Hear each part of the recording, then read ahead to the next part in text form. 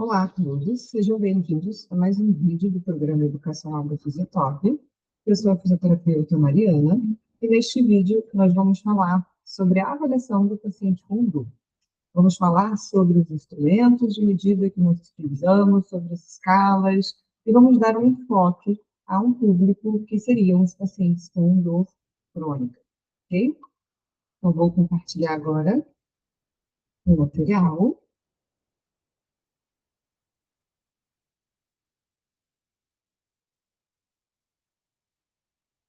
Para que a gente possa dar início ao nosso vídeo. Então, logo de início, vamos relembrar e como nós podemos classificar os diferentes tipos de dor. Então, a gente classifica a dor de acordo com três principais aspectos, né? O aspecto temporal, ou seja, quando essa dor se instalou e a duração no tempo que essa dor está no nosso paciente, de acordo com o seu processamento neural, como essa dor está sendo processada, ou até mesmo com relação à sua região ou a síndrome, né, que é o conjunto de sintomas característicos a um tipo de dor específico. Então, pelo aspecto temporal, nós dividimos a dor pela dor aguda ou crônica. E aqui a gente já começa a fazer uma avaliação do nosso paciente, para entender qual é o tipo de dor dele e assim poder direcionar melhor as intervenções propostas para aquele paciente. Quando a gente tem um paciente com dor aguda, essa dor, ela geralmente é decorrente de uma lesão ou um trauma, que é o mais comum, mas não somente isso. Em muitos casos, muitos pacientes vão ter sintomas de dor que não estão relacionados a nenhum tipo de lesão. São dores que podem estar relacionadas a uma demanda incompatível com a região do corpo ou do corpo por inteiro, do sistema por inteiro, dentro daquela atividade que ela está executando.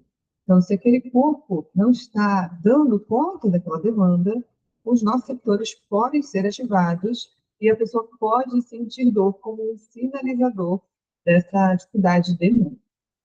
Além disso, a pessoa pode sentir dor, né, o paciente ele pode sentir dor por uma percepção de alteração da homeostase, então, por sinal de perigo, o corpo pode se sinalizar com sensação de dor, e geralmente a dor aguda, ela tem um tempo inferior a 3 meses, então ela não tem um tempo de duração prolongado. Já a dor crônica, ela pode ser decorrente de alterações no sistema, né, do processamento somatosensorial. Isso vai ocorrer de acordo com um processo de neuroplasticidade. Então, geralmente são pessoas que sentem dores por períodos mais prolongados, e isso gera toda essa neuroplasticidade. Isso vai deixar com que o sistema nervoso tenha um aumento da excitabilidade, a percepção sensorial e uma diminuição da inibição natural do nosso corpo. Nosso corpo tem um sistema de inibição de dor e que não vai funcionar tão bem quando esse processo neuroplástico acontece nos pacientes que têm dor por períodos prolongados. Por conta disso, aquele paciente que tem dor crônica, ele geralmente tem uma dor superior a 3 meses. Então, é um paciente que sente dor constantemente por um período superior a 3 meses. Então, que isso seja fixo. Pode ser que esse paciente sinta dor por um período um pouco menos ou um pouco mais, para que esses processos neuroplásticos sejam estabelecidos. Mas, de fato, deve existir um período de dor constantemente sendo sentida, né, de maneira constante pelo paciente. Bom, além disso, a gente também pode caracterizar a dor, classificar a dor, pelo seu processamento neural. E aqui a gente divide ela em 3 grupamentos. As dores nociceptivas. As dores nociceptivas são aquelas decorrentes de ativação do nociceptor, que é o receptor de dor, que além de ser um receptor de dor, ele é um receptor de percepção de alterações de homeostase. A gente pode classificar a dor por uma dor neuropática. Essa dor ela ocorre por uma lesão ou doença do sistema nervoso. Então, sempre que ocorrer alguma dificuldade de condução neural, lesão, compressão ou alguma doença mesmo em relação ao sistema nervoso, pode ocorrer uma dor específica desses tecidos e nós damos o nome de dor neuropática, que possui sintomas bem característicos. Ou também a dor nociplástica. Essa dor é uma dor mais relacionada às dores crônicas, e elas ocorrem quando a gente tem toda a alteração no processamento central da dor. Então, todo o sistema de percepção de dor, sistema de interpretação de dor e o sistema de resposta à dor vai estar alterado. E também podemos classificar as dores de acordo com as suas síndromes. As síndromes, elas são blocos de sintomas que são agrupados para caracterizar tipos específicos de dores e tipos específicos de características daquele paciente. A gente conhece essas síndromes por alguns nomes, como, por exemplo, a fibromialgia, a dor lombar crônica, as dores neuropáticas, as dores orofaciais, as dores miofasciais, as cefaleias, as síndromes dolorosas regionais complexas, dentre outras, que são descritas na literatura. Então, esses pacientes, eles vão possuir características muito parecidas, obviamente, sempre tendo que levar em consideração as suas individualidades. Bom, tendo classificado corretamente a dor, isso já vai facilitar bastante como direcionar melhor as intervenções. E a partir disso, nós vamos pensar no quais são os nossos objetivos em caracterizar melhor aquele tipo de dor. Então, para isso, nós temos alguns objetivos. A gente precisa caracterizar a experiência dolorosa em todas as dimensões: a dimensão sensorial, a dimensão emocional e a dimensão cognitiva. Então, entender dentro de cada subtipo, né, de onde a dor vai poder estar gerando alguma alteração e caracterizar essas alterações para entender como a gente pode entender melhor para esse paciente. Nós precisamos também identificar os aspectos envolvidos na gênese, ou seja, como essa dor apareceu, se foi uma dor de origem mecânica, se foi uma dor de origem inflamatória, se foi uma dor de origem infecciosa, se foi uma dor de origem de uma doença, se foi uma dor que tem muitos fatores psicogênicos dentro dela, então tudo isso também é muito importante. Entender quais são os aspectos que estão mantendo aquela dor, até porque muitas vezes o paciente não consegue compreender que certas atitudes, certos hábitos estão fazendo com que aquela dor se mantenha, e também entender o que está causando a exacerbação daquele quadro no dia a dia.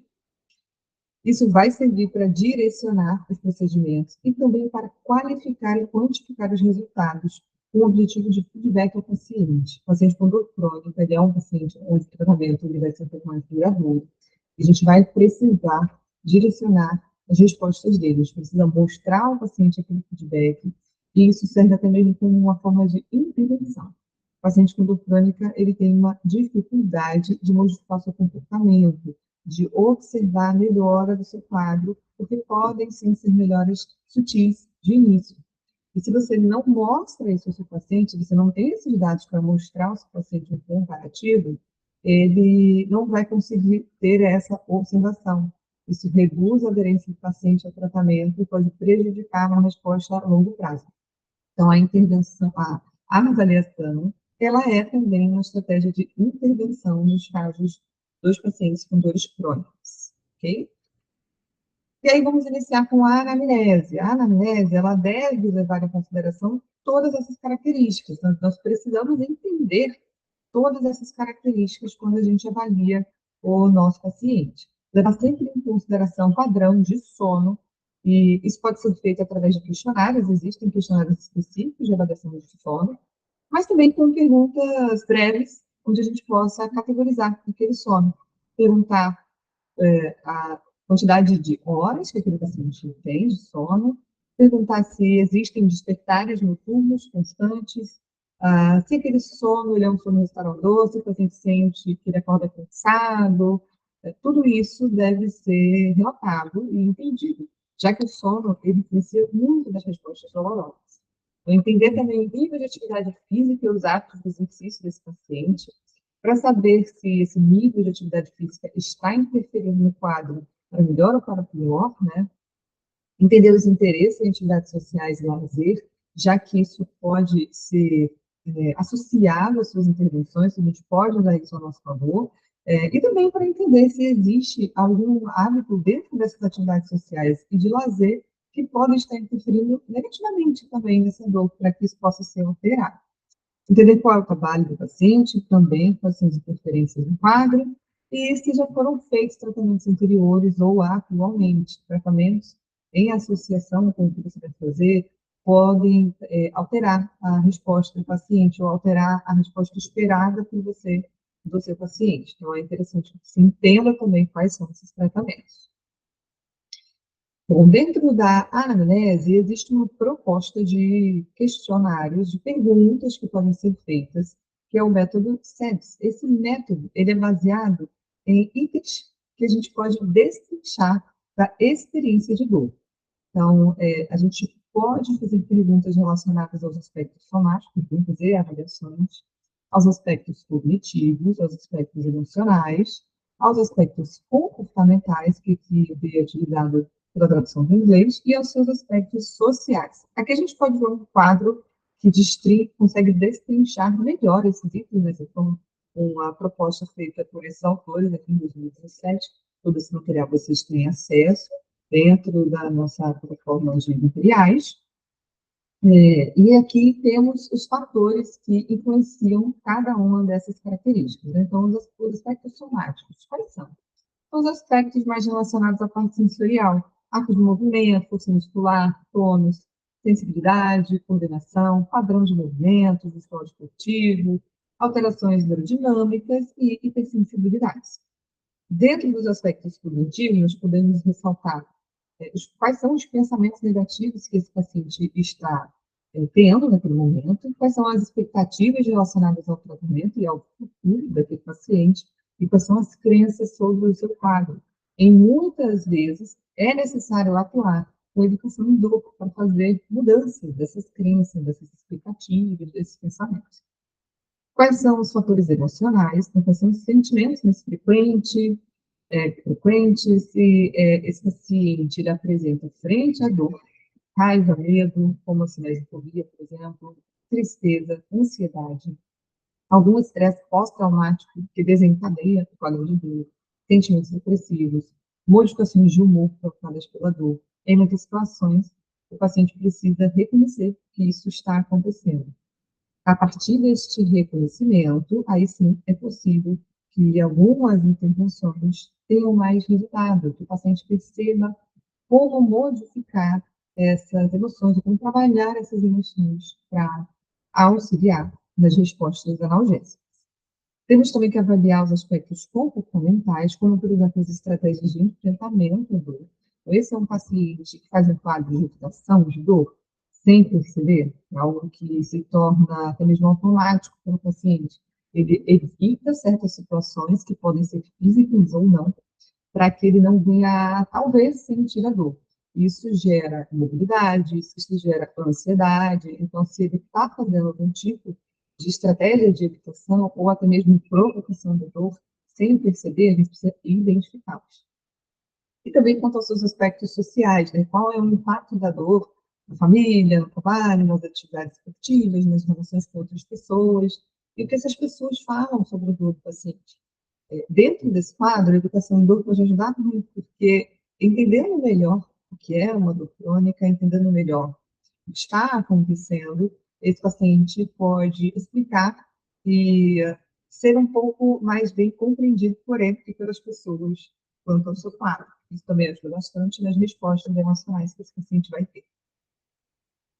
Bom, partindo agora para os instrumentos de medida. O que nós podemos usar, pensando até na parte mais sensorial, física, para avaliar o paciente com dor? Temos as escalas de intensidade de dor.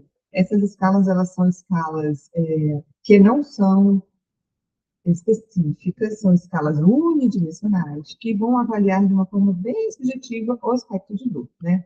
Então, aqui eu trago para vocês dois estudos que mostram quais são as principais escalas de dor utilizadas, né, por esses pacientes. Então, nós temos, por exemplo, a escala analógica, a escala visual analógica de dor, onde a gente pode ter apenas esse primeiro item que é a letra A, que é um traço de aproximadamente 10 centímetros, onde em um lado a gente vai ter escrito nenhuma dor, no outro lado, pior dor possível, e o paciente ele vai marcar dentro dessa linha onde seria a dor do paciente. Na letra B, nós temos a escala visual numérica, a EVN. Então, ela é muito parecida, porém ela tem os números, para que o paciente possa marcar de 0 a 10 onde está a sua dor. Prós e contras, né, dessas estratégias. A primeira coisa é que perguntar ao paciente a intensidade de dor é pouco. A gente precisa de mais características para entender melhor aquele quadro. E, além disso, o paciente que sente dor há muito tempo, ele vai sempre colocar a dor dele num ponto muito parecido. Então, por mais que mude alguma coisa dentro do seu dia a dia, ou até mesmo do seu aspecto funcional, por exemplo, ele, ainda sentindo dor, ele pode estar relatando sempre a mesma intensidade. E se essa intensidade não for destrinchada, não for entendida, até mesmo para o nosso feedback como terapeutas, vai ficar difícil entender se está tendo melhora ou não. Então, é importante ter esse sentimento de intensidade de dor, em algumas situações mais, outras menos, né, em especial, mas a gente vai precisar de mais informações. Existem outras escalas, né, que podem ser utilizadas, como a gente está vendo aqui. Essas são escalas categóricas, que categorizam a dor em eventos, né? Então, não há incômodo, incomoda pouco, incomoda um pouco mais, incomoda eventualmente, incomoda muito e incomoda demais, por exemplo. E aqui nós temos outra escala que categoriza a dor pelas faces, né? Escala de categorização de faces. Então, o paciente vai olhando as faces, faces que sentem mais dor, que sentem menos dor, e vão marcando aqui também. Mas também são escalas de intensidade.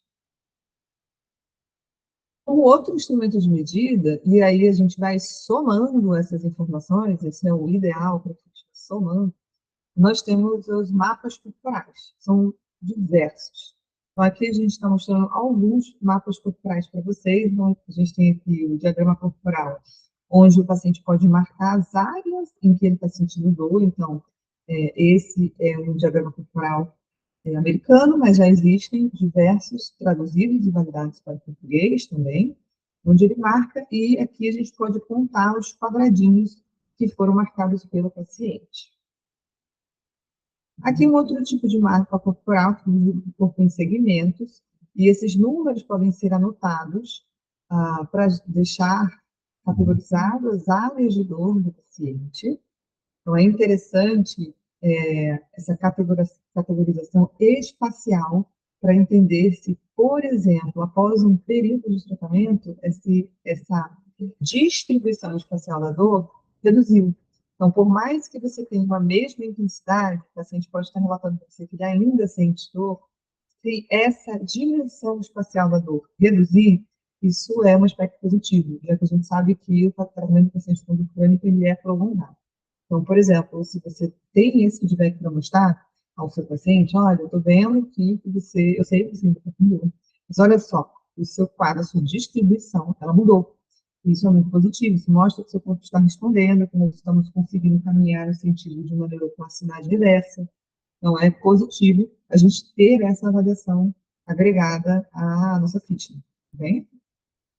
Aqui, outro tipo de mapa corporal são mapas mais atuais, mais tecnológicos. Então, tem um aplicativo onde o paciente vai ver esse diagrama corporal que vocês estão vendo aqui, mais em 3D, né, a visualização, e ele vai marcar as regiões que você está assistindo. Aqui vocês estão vendo exemplos de dores na região do pubis, né, região do adutor, de pubis.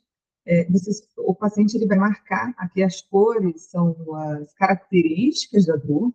Esse programa ele só existe em inglês, mas acredito que muito em breve vão existir muitos aplicativos em português que trazem também essas características para o paciente.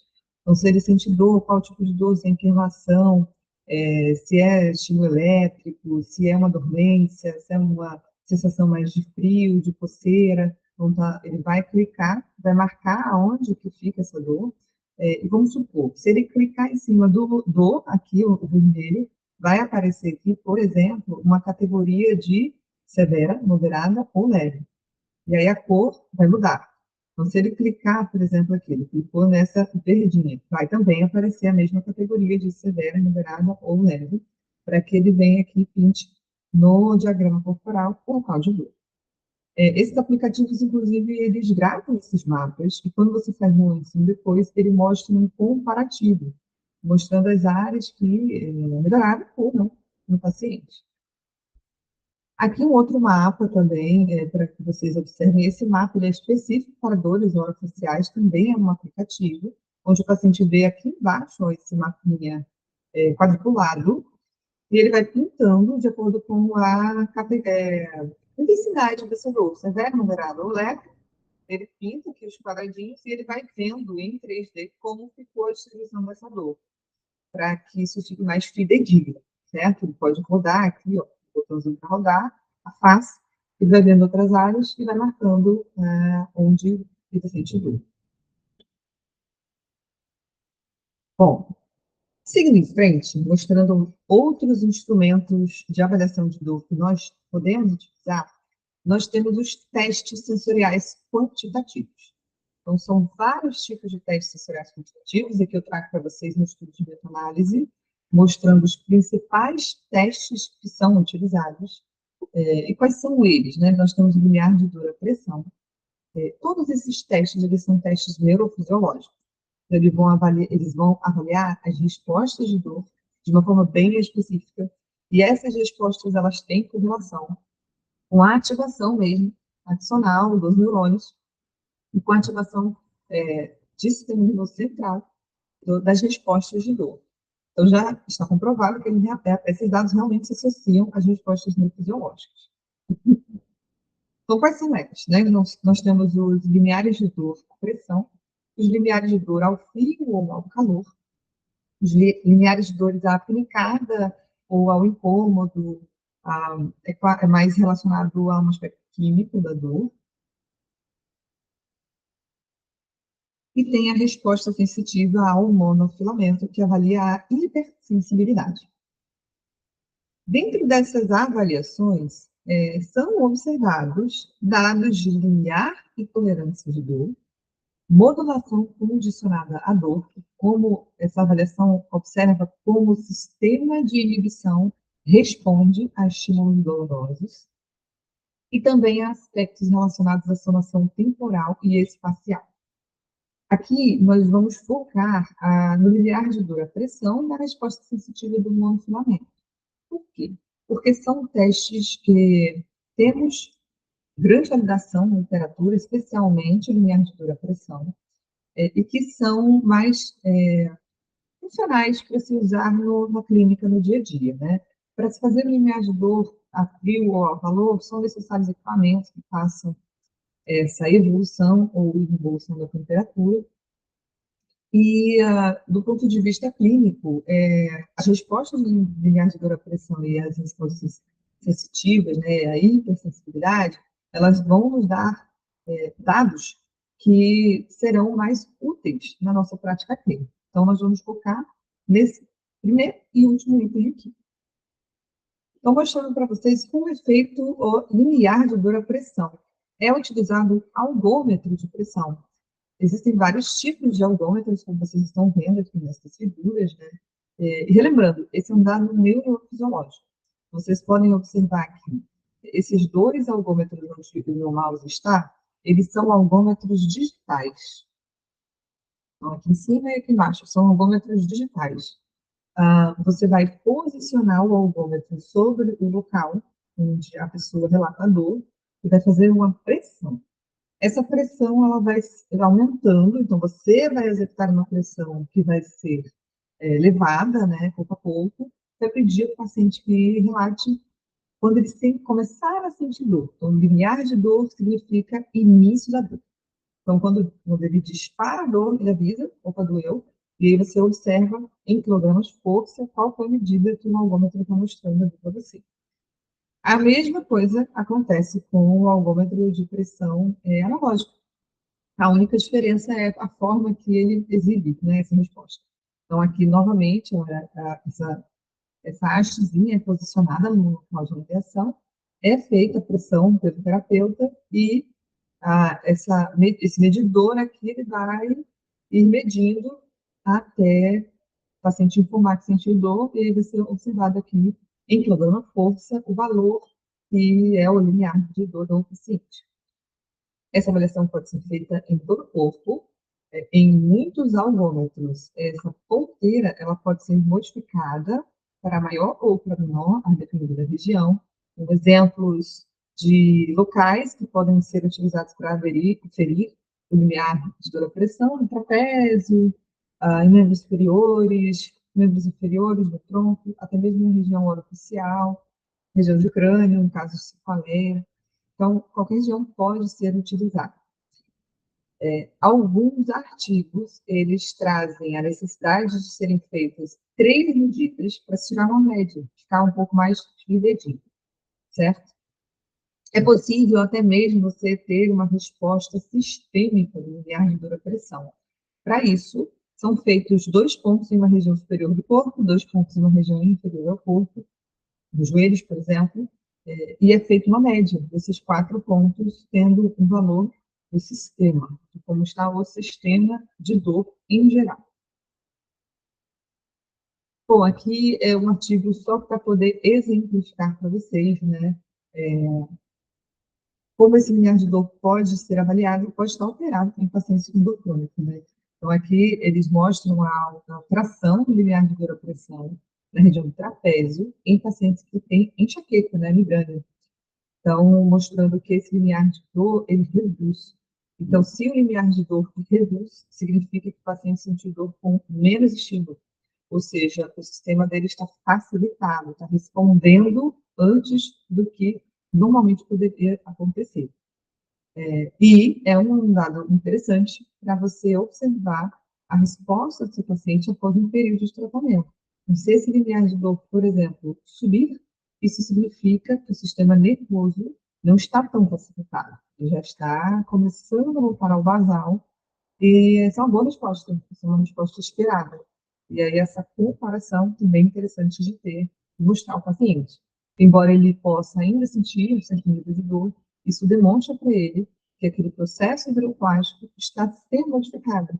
Isso pode estar mostrando uma resolução dessa hiperestabilidade sensorial que o paciente com dor crônica apresenta. Ok? Bom, aqui é um outro instrumento de medida, né, feito com monofilamento, também chamado de estesiômetro, que avalia a hipersensibilidade, né, ou seja, a alodínia. A alodínia é o sintoma muito relacionado a pacientes com dor crônica, onde o paciente sente dor a um estímulo que não é doloroso. Então, o paciente ele pode sentir dor, por exemplo, ao toque. Então, isso não era para acontecer, isso realmente é um distúrbio do sistema sensorial. Então, se o paciente tem alodínia, é, podem existir níveis de alodínia, né? Níveis de hipersensibilidade. Então, você pode ter, por exemplo, um paciente que sente dor a um toque mesmo, a um aperto de mão, a um toque mais perceptível, intenso. Porém, existem pacientes que possuem essa hipersensibilidade a estímulos muito sutis, como o vento. Então, isso pode sim acontecer e mostra para a gente que a gente precisa categorizar, né, dimensionar essa lodínia. E isso é feito através desses filamentos. Esses filamentos, eles são muito utilizados em pacientes neurológicos, pacientes que tiveram perda sensorial, são utilizados para avaliar se tem ou não tem sensibilidade, né? No nosso caso, da dor, ele vai ser utilizado para avaliar a hipersensibilidade, não é uma hipersensibilidade menor ou é uma hipersensibilidade muito intensa. Então, existem esses filamentos que são observados aqui na imagem, eles mudam de gramatura, então eles são bem fininhos, quase como um fio de cabelo, inclusive maleáveis como um fio de cabelo, e eles vão engrossando até esse último, essa última haste rosa, que ela é rígida, é uma haste mais rígida e poupuda. Então, esses filamentos você utiliza num paciente que você sabe que tem a hipersensibilidade, que tem a alodínia, vamos supor que ele tem uma dor aqui na região facial. Você utiliza, você pode utilizar todos, ou você pode utilizar 2, 3, para caracterizar melhor essa dor. Então, você utiliza um dos filamentos e posiciona, fazendo estímulos repetitivos, questionando se aquele estímulo incomoda o seu paciente. Então, qualquer resposta de incômodo a esses estímulos é caracterizada como uma hipersensibilidade. Porém, se o paciente sente dor a essa haste mais rígida, é uma hipersensibilidade menos intensa do que um paciente que sente dor a essa haste bem fininha, que é como se fosse um fio de cabelo. Isso caracteriza uma hipersensibilidade extrema. Então, aqui a gente consegue ter esse essa intensidade dessa hipersensibilidade. Então, de novo, aqui, dores nessa haste verde, muito fininha, são muito mais intensas do que as dores e as alodinhas que a pessoa sente essa haste cor-de-rosa. O ideal é que ela não sinta dor nenhuma. Então, a nossa intenção é que o tratamento evolua para isso. Okay? Um exemplo de como você pode verificar essa hipersensibilidade, até mesmo anotar isso na sua avaliação. Aqui a gente tem um diagrama corporal. Esse diagrama ele é geralmente preenchido ou pelo paciente ou pelo terapeuta, né, pela descrição dele de onde está a sua dor. E o ideal é que seja a mesma pessoa antes e depois. E você pode também, no mesmo diagrama ou em outro, anotar a resposta da alodinha. Né? Então, por exemplo, se o paciente ele tem, né, uma alodinha que é mais da haste rosa, você pode pintar a região, como se fosse aqui no braço, o número 9, então poderia pintar de rosa onde está essa alodinha mais intensa nesse paciente. Vamos supor que em todo o tórax ele tem uma alodinha mais intensa, uma alodinha da haste verde. Você poderia pintar a região verde dessa parte torácica do paciente. Após uma outra avaliação, pode-se verificar que essa alodinha reduziu, por exemplo. Então, embora o paciente, de novo, ainda tenha certo grau de dor, a gente verifica que essa hipersensibilidade está reduzindo. Então, é um dado muito importante, uma informação que, se você não avalia, você não saberia dizer. Você não teria esse feedback. Então, você tem um paciente que pode estar sendo atendido por um período de tempo prolongado e ainda sentindo um certo nível de dor, e nem você, nem o paciente teria a informação de melhora do quadro sem ter feito essa avaliação. Bom, seguindo em frente, nós temos diversas escalas que são validadas, traduzidas para o português, validadas em português, para avaliar a dor, de diferentes formas. Todas essas escalas estão presentes no material de vocês, lá no online, ok? O questionário de dor de McGill, ele é um questionário utilizado para avaliar as dimensões da dor. Então, existe um quadro com diversas palavras que caracterizam a dor, de formas sensoriais e emocionais, como, por exemplo, palavras que têm características sensoriais seriam uma dor em queimação, uma dor quente, esquenta, são características pontada, uma filicada, são características mais sensoriais. E tem também palavras que são características mais emocionais, uma dor insuportável, uma dor incômoda, uma dor de matar. Então, são palavras que têm características bem emocionais. O paciente vai preencher quais são as palavras que se assemelham ao seu quadro, e isso é contabilizado no final, tanto quanto ao número de palavras, quanto à intensidade da caracterização destas palavras. Existem questionários de qualidade de vida que avaliam diversos aspectos do que é chamado qualidade de vida, dentre eles tem um item relacionado à dor do paciente. Existem questionários de dor que relacionam as dores às atividades de vida diária, como o questionário alvo funcional de Lepesne, que é um questionário traduzido em francês, que descreve diversas atividades de vida diária e quanto a dor influencia em cada uma delas. Existem também questionários que são diagnósticos, como o DN4, ele é um questionário diagnóstico para saber se o paciente tem uma dor neuropática ou não. Ele faz 4 perguntas de sintomas, e caso você tenha 2 ou mais sintomas que são questionados, é caracterizado como dor neuropática. Temos inventários breves de dor, que são questionários que avaliam diferentes características da dor, incluindo os diagramas corporais. E temos escalas que avaliam alguns sintomas específicos, como, por exemplo, a escala de tampa de cinesiofobia, que avalia a resposta do paciente frente ao medo de se movimentar, e a escala de catastrofização da dor. Catastrofização é uma característica onde o paciente responde de uma forma muito negativa à sensação de dor. Então, se o paciente negativar demais aquela experiência, ele vai ter respostas comportamentais por conta disso. E você consegue mensurar essa catastrofização, essa negativação. Entender se o paciente faz isso, faz muito ou pouco, e até mesmo poder dar o feedback para ele, né? Mostrar e ensinar isso para o seu paciente. Então, existem também essas escalas específicas para esses tipos de sintomas. Existem outras escalas, diversas escalas, são muitas nesse âmbito, né, de avaliação de dor. Aqui, nós trouxemos para vocês as principais e mais utilizadas. E dentro dos arquivos de vocês estão todas lá. Então, para que vocês possam observar e entender melhor cada uma delas.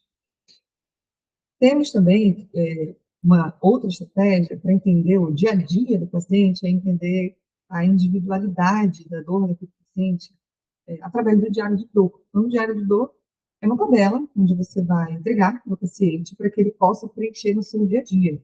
Ele vai colocar aqui a data, ele pode fazer isso várias vezes por dia, o horário em que ele está respondendo, né? A intensidade de dor naquele momento, de 0 a 10, o local da dor, membro inferior, cabeça, local que está assistindo dor, se foi realizada alguma atividade naquele momento, em que ele está anotando a resposta do dor, se fez uso de alguma medicação, se teve alguma alimentação, para entender se isso interfere, por exemplo, na dor, e o humor, né? Como estava aquele humor, qual a sensação emocional que o paciente está assistindo frente àquela atividade, ou frente àquele momento.